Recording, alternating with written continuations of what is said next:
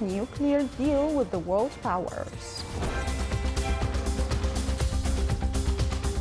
And the United States says it had administered more than 46 million doses of COVID-19 vaccines in the country and delivered more than 68 million doses.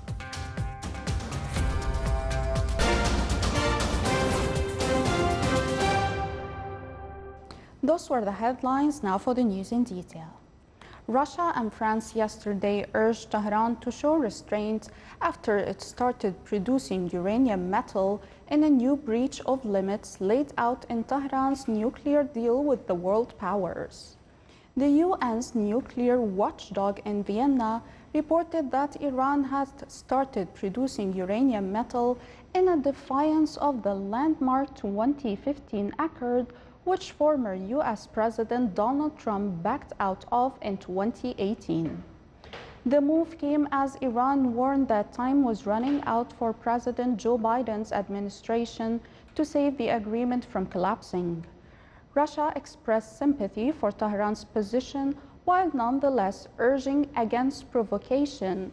France also warned Iran against any further escalation of its row with the West, which it hopes Biden will help resolve. The French Foreign Ministry said there was a need to preserve the political space for a negotiated solution. But Iran's Foreign Minister Mohammad Javad Zarif explained Tehran's stance that Washington must take the first step towards restoring the deal, known as the Joint Comprehensive Plan of Action. The United Nations Assistance Mission in Afghanistan said attackers have killed 5 Afghan policemen escorting a UN convoy on the main highway heading east from Kabul before escaping.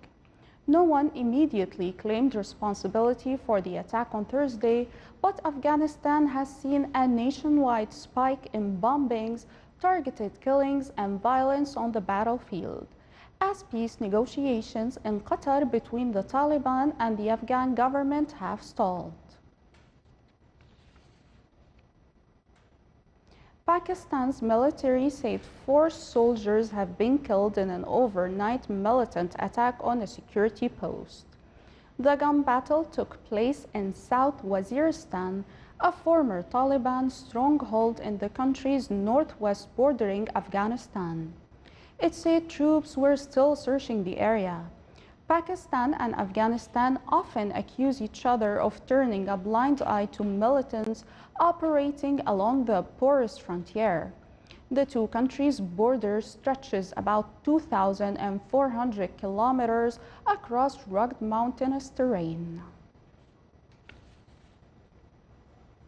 The U.S. Center for Disease Control and Prevention, CDC, said it had administered nearly 46.4 million doses of the COVID-19 vaccine in the country as of yesterday and delivered more than 68 million doses.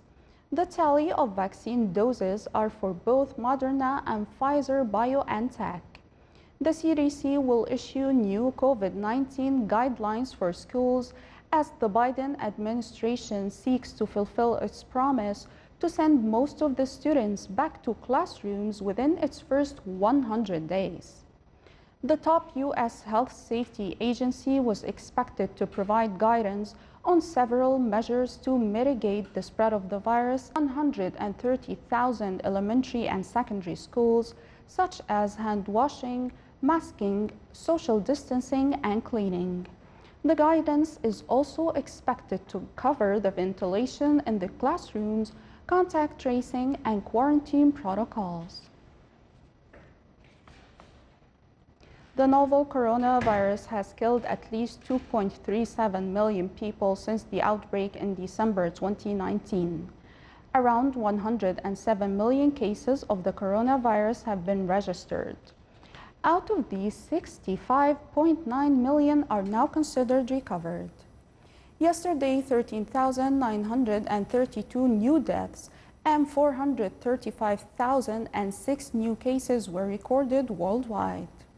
The United States is the worst affected country with 475,449 deaths, followed by Brazil with more than 236,000 deaths, Mexico more than 171,000, India with over 155,000, and the United Kingdom with over 115,000 deaths. Europe overall has over 794,000 deaths, Asia over 246,000 deaths, the Middle East 100,228, and Africa with over 97,000 deaths.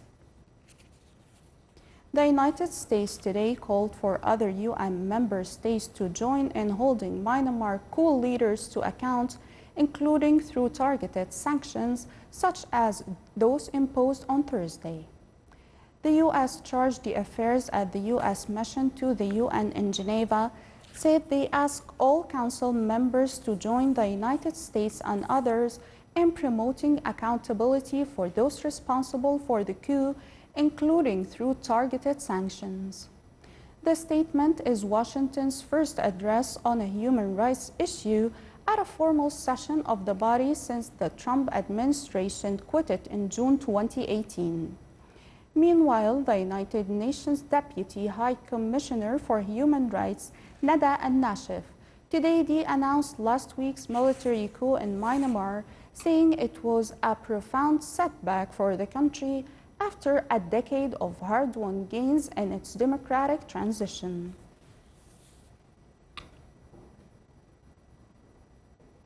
The European Union has had a positive early contact with the Biden administration on trade, but will need to wait for a new U.S. trade representative to be in place for real talks to begin. Valdis Dombrovskis, Executive Vice President of the European Commission, said that expectations for more positive engagement with the new U.S. administration were very high.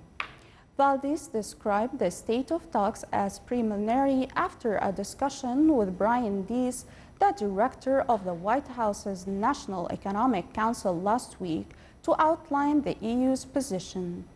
Real engagement would be possible once Catherine Tai, nominated to be the next U.S. trade representative, was in place. The EU wants to cooperate on climate change and digital aspects of the trade, but also to clear the trade irritants, U.S. tariffs on EU steel and aluminum, and mutual tariffs related to a dispute over aircraft subsidies.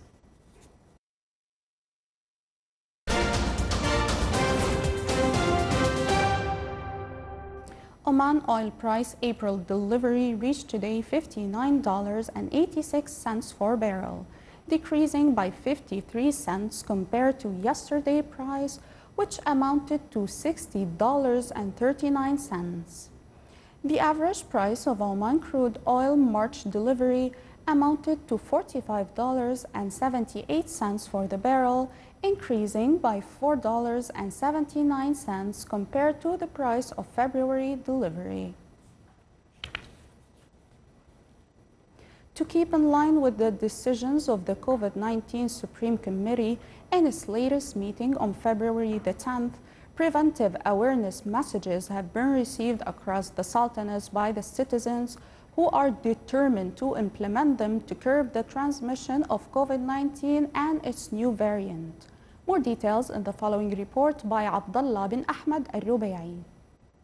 The rapid infection of the new strain has left many developed countries burdened with loss in lives and prolonged health issues. Here in the Sultanate, government non-stop efforts in combating this infectious disease of COVID-19 with its related developments is well looked after, where the safety of citizens and residents in the country is on forefront. The latest decision by the Supreme Committee on new preventive measures is being emphasized to the community across the Sultanate, and it has been well received. People are determined to stick to these set of preventive measures to curb this devastating pandemic. Due to COVID-19, we are very serious in following the preventive method to protect our employee, our customer, and ourselves. Thank you to the Supreme Committee and all concerned we are trust all following the preventive methods. The sharp rise of the number of infections is much of concern to all of us. We have to be committed to cut down this infection. Here in Nizwa, I have noticed people follow the precaution measures. However, will be people who did not following the preventive measure. So let's urge all of them to be committed. It's clear the current surge of COVID-19 cases has made the Supreme Committee to come out with structural rules to minimize further spread of COVID-19 cases. I am from Yankun in Al-Dahira, and we call up the entire community of Oman to strictly follow and maintain the precautionary measures as per Ministry of Health and Supreme Committee instructions to preserve the life of the people we care about. Health is coming first. We have less than 50% of people coming in our shop. To protect ourselves from COVID-19, please stay safe.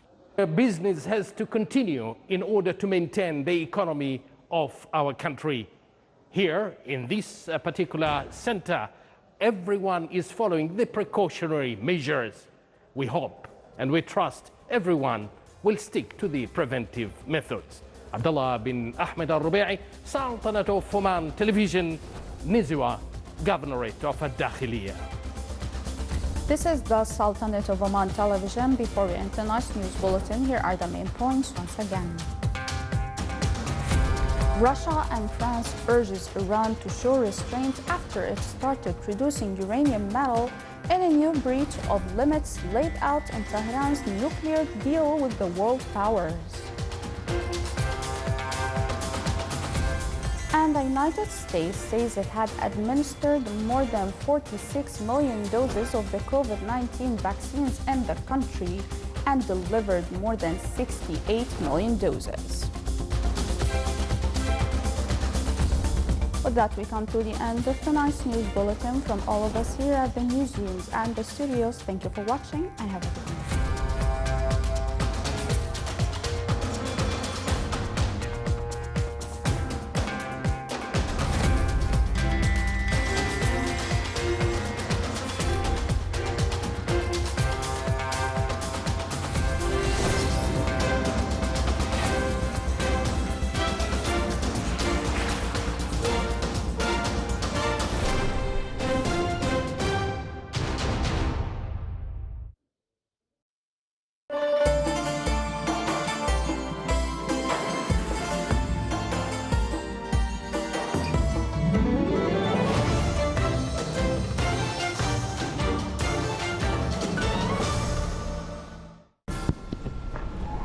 كنتم خير عون لنا، حملتم المسؤولية على عاتقكم في أشد الأوقات صعوبة. كانت سلامة مجتمعكم هاجسكم الأول، واليوم أنتم أولويتنا وحمايتكم مسؤوليتنا. تطعيمكم حماية لكم لتبقوا معنا، ويبقى حضوركم يمدنا بالصحة.